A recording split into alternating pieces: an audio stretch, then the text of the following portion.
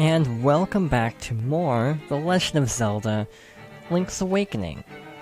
So last time we completed Turtle Rock and got our last instrument, the Thunder Drum. So yes, we have all 8 now, and our last stop is Mount Tamaranch, specifically the giant egg on top of Mount Tamaranch. So with the Ballad of the Windfish, the melody that Marin is always singing, let's wake up the Windfish.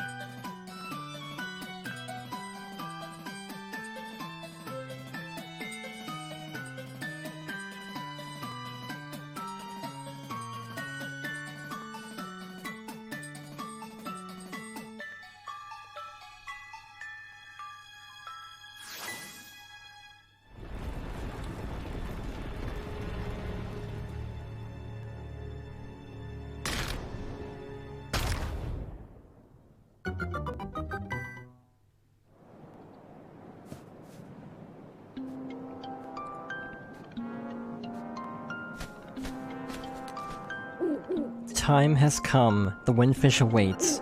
Enter the egg. Hoot. Hoot.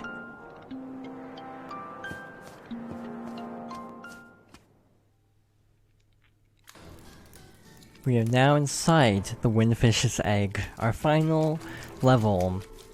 It's not really a dungeon, but in a bit of a Zelda tradition, we have a maze. So remember the book in the library that told us about the dark secrets of the island? Round and round the passageways of the egg? So the pattern it gave was left, left, left. So one more left. Up, up. So 2 up. Right.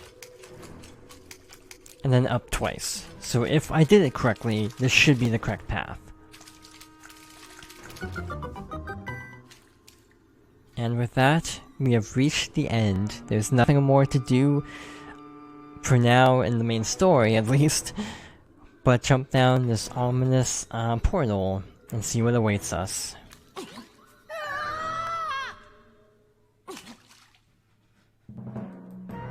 We were born of nightmares. To take over this world, we made the Windfish sleep endlessly. If the Windfish doesn't wake up, this island will never disappear. We would have been the masters of this place, but you had to come here and disrupt our plans. You can never defeat us. Let's rumble.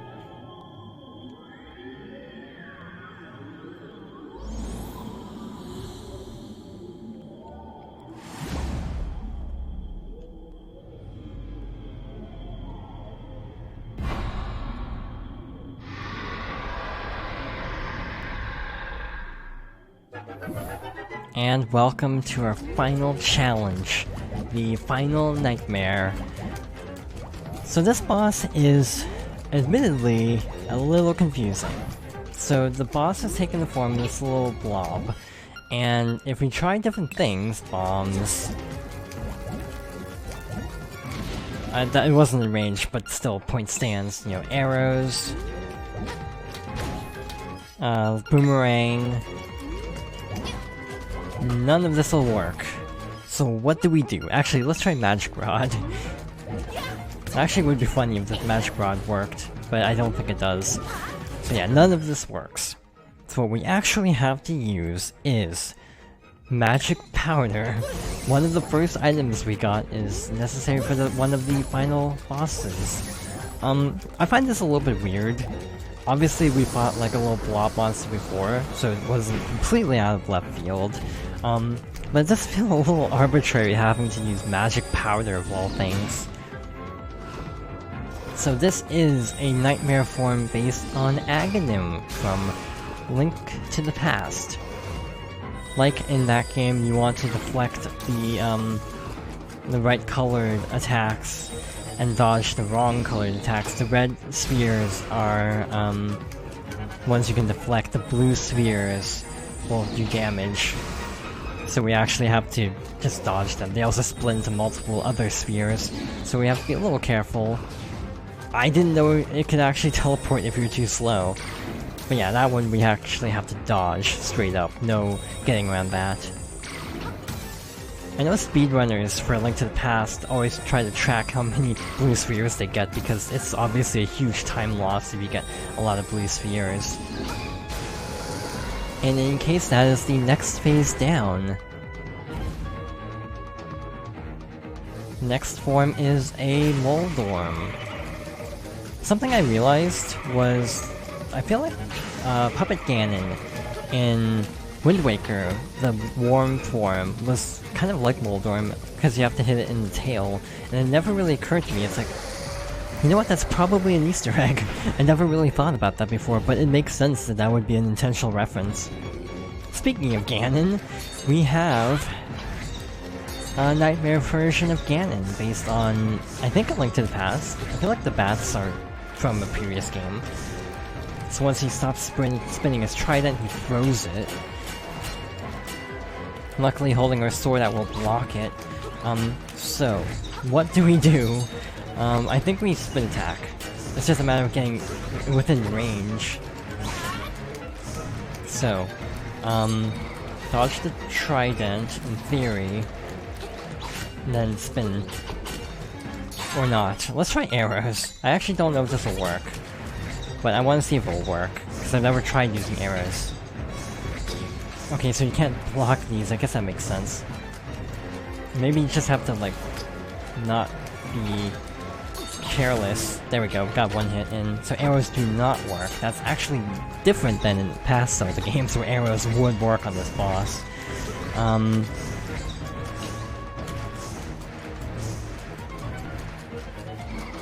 So yeah, wait till he actually throws it. Good placement, actually, right where I am. I think only one more hit and we should be done with this phase.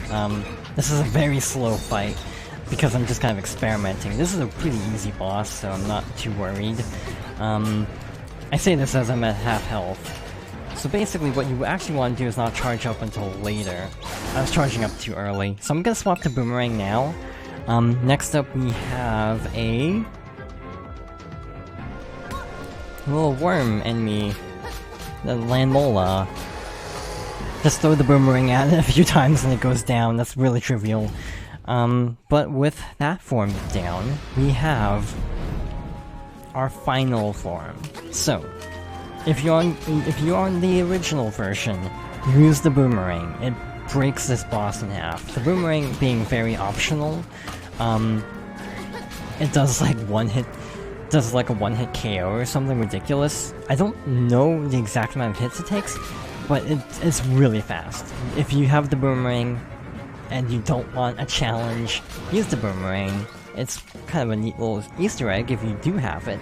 For the remake, justifiably so, they made it so it's not a one-hit kill anymore, or really designed to speed up the fight. So yeah, I don't blame them for doing this, because the boss was way too easy originally anyway, so like, this isn't exactly my favorite final boss in a Zelda game. It's pretty easy. Not really much of a threat whatsoever. I think I did 2 hits there. I didn't know that was possible, but I guess it is. You can also oh, by the way, if you don't have it, you can also use the bow. Obviously, you can drain resources really fast if you miss shots, so yeah, you can get 2 hits in with the bow as well. You don't have to jump, but I do it anyway. This island is going to disappear. Our world is going to disappear. Our world. Our world.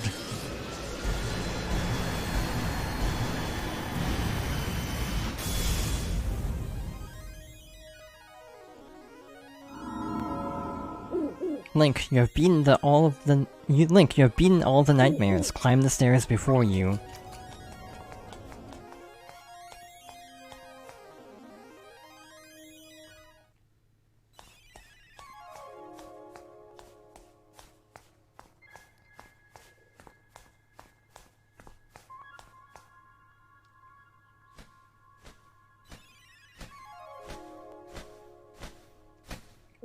Hoot. Young lad, I mean Link, the hero. You have defeated the nightmares. You have proven your wisdom, courage, and power. As part of the Windfish's spirit, I am the guardian of his dream world, but one day the nightmares entered the dream and began wreaking havoc. Then you, Link, came to rescue the island. I have always trusted in your courage. I knew that you could turn back the nightmares. Thank you, Link. My work is done. The Windfish will wake soon. Goodbye, Hoot.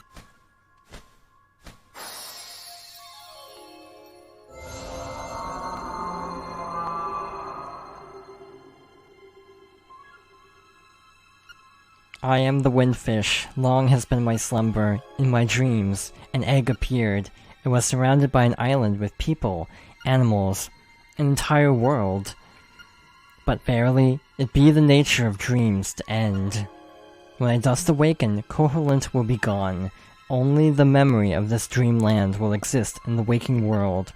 Someday, thou may recall this island. That memory makes the dream world real. Come, Link. Let us awaken, together. Play the 8 instruments. Play the Song of Awakening.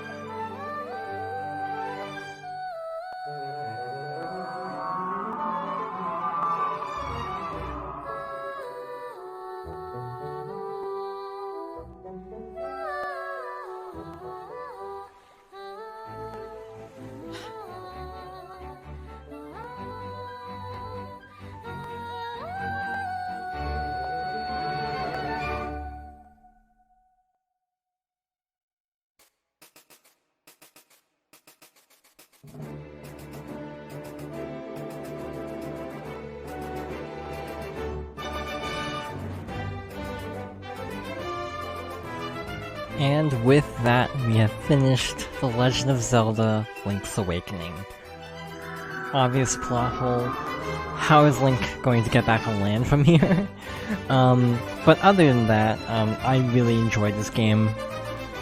It is one of my favorite 2D Zeldas. Probably one of my favorite Zelda games, period. I like the subtle storytelling. I feel like it could be a little bit better in some ways. The thing with Majora's Mask that I really love about it is how developed the world is. I feel like this game, despite being earlier, I feel like it would have benefited from an approach like Majora's Mask, where the characters feel very fully realized, so that when the Windfish wakes and the world of Koholint Island disappears, it has more of an impact than it does in this game, because really, outside of Marin, you really don't get to know anybody in this world. So that's kind of my one complaint, is I feel like having more side quests with the characters, having more time with the characters, other than Marin, would help. We're not even remotely close to being done though. We have all the Chamber Stones, the Dungeon Maker, we have some more miscellaneous side quests, trendy game, more fishing to look forward to. So yeah, our quest is far from over despite reaching the end. Again, I hope everyone enjoyed watching this playthrough. I know I definitely enjoyed playing through it. Again, I was so on the fence about what I should do as a Let's Play next, and I'm really glad I picked this game. It was more enjoyable than the previous times I played it, and I'm not sure why. It's just something about it really was appealing to me when I was playing through it this time. I like how it goes to an 8-bit version as the credits get to the end. But as the credits are starting to wind down, I don't have much else to say. I feel like I've given all my other thoughts.